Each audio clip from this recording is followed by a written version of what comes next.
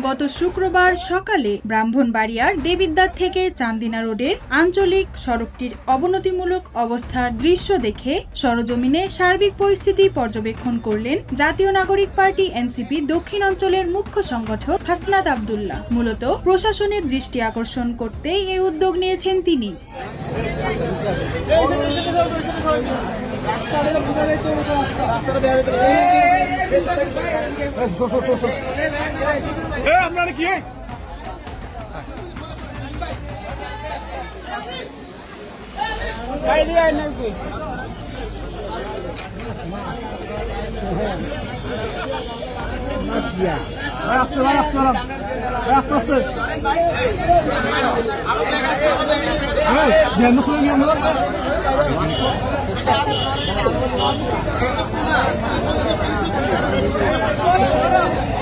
মাথা খারাপ নাকি? আচ্ছা মাথা কিন্তু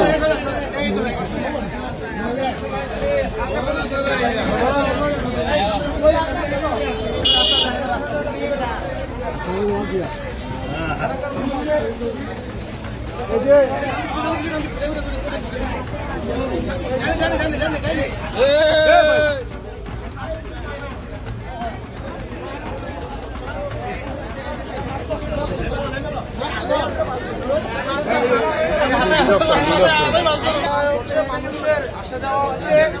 কয়েকদিন আগে ওটা ছেলে মারা গেছে, এই যাচ্ছে ভালো। এখানে মাছ চাষ করুক, মানুষ মাছ চাষ করলেও কিছু মাছ খাইতে পারবো।